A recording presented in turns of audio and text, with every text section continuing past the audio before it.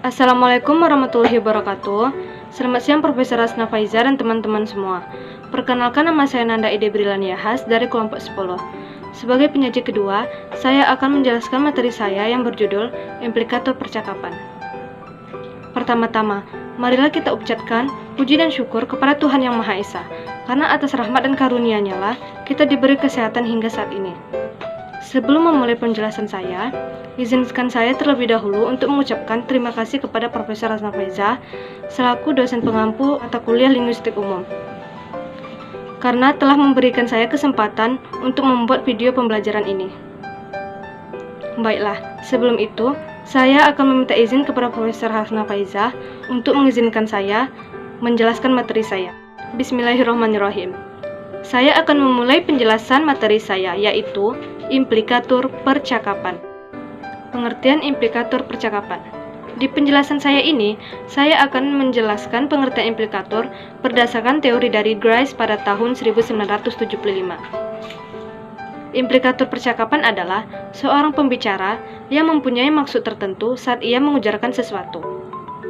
Grice mengemukakan bahwa dalam prinsip kerja, seorang pembicara harus mematuhi 4 maksim. Apa itu maksim? Maksim adalah suatu prinsip yang harus dipahami oleh dua belah pihak, penutur dan pendengar, agar komunikasi berjalan dengan baik. Maksim dalam implikator percakapan. 1. Maksim kuantitas. Maksim kuantitas ini dimaksudkan agar pembicara mengatakan sesuatu yang dibutuhkan saja. Maksim ini diperjelas oleh dua submaksimum, yaitu 1. Buatlah kontribusi Anda seinformatif yang Anda butuhkan.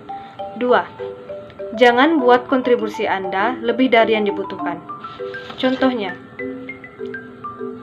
anak laki-laki saya sudah beristri. 2. Maksim kualitas. Maksim ini mengharuskan agar pembicara mengatakan sesuatu yang jujur. Maksim ini diperjelas oleh dua submaksimum, yaitu 1.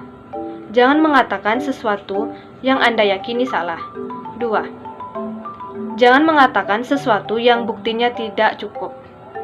Contohnya, seorang mahasiswa UNRI seharusnya mengatakan bahwa kampus baru UNRI berada di Panam. Jika Anda ragu dengan informasi yang Anda katakan, maka tambahlah kata awal kalimatnya, seperti setahu saya, kalau tidak salah dengar, dan katanya.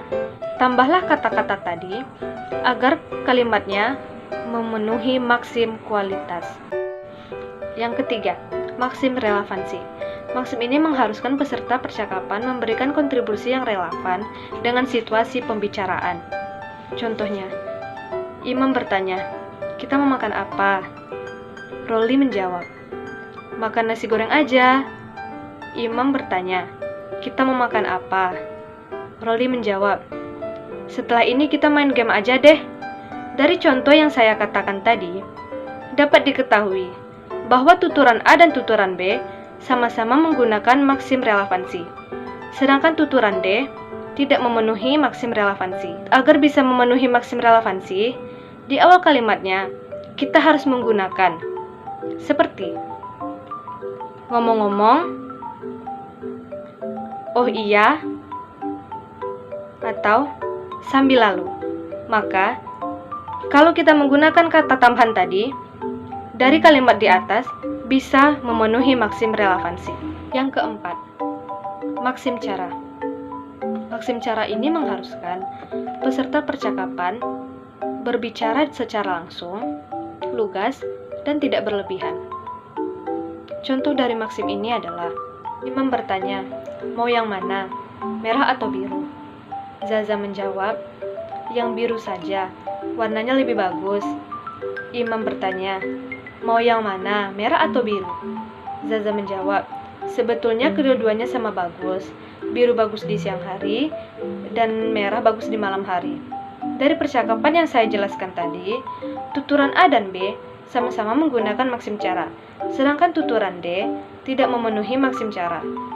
Agar bisa memenuhi maksim cara, baiknya awal kalimatnya digunakan kata seperti bagaimana kalau, Dan menurut saya, jenis-jenis implikator percakapan. Pertama, implikator konvensional. Kedua, implikator non-konvensional. Ketiga, praanggapan. Pertama, implikator konvensional. Implikator konvensional adalah implikator yang diperoleh secara langsung dari makna kata, bukan dari prinsip percakapan. Contohnya, A mengatakan, "Saya kehabisan bensin." B menjawab, "Oh, di dekat perempatan ada pompa bensin." Tuturan B mengemukakan bahwa tuturan A dapat memperoleh bensin di dekat perempatan. Kedua, implikator non-konvensional. Implikator non-konvensional adalah implikasi pragmatis yang tersirat di dalam percakapan. Contohnya, A. Ali sekarang memelihara kucing. B. Hati-hati ya menyimpan daging. Tuturan B bukan bagian dari tuturan A. Tuturan A muncul akibat inferensi yang didasari oleh latar belakang kucing dengan segala sifatnya. Adapun salah satu sifatnya adalah kucing suka memakan daging. Ketiga, praanggapan. Praanggapan adalah andaian penutur bahwa mitra tutur dapat mengenai pasti orang atau objek yang diperkatakan. Contohnya, 1. Budiono minum aqua. 2. Pak Dayat mempunyai mobil baru. Dari tuturan 1 dan 2 sama dengan tuturan 3 dan 4. Adapun tuturan 3 dan 4 adalah 3. Ada minuman merek aqua. 4. Pak Dayat mempunyai mobil. Ciri-ciri implikator percakapan. Pertama, implikator dapat dibatalkan jika dalam keadaan tertentu. Kedua, implikator mensyaratkan pengetahuan terlebih dahulu. Ketiga, mempertahankan implikator yang bersangkutan.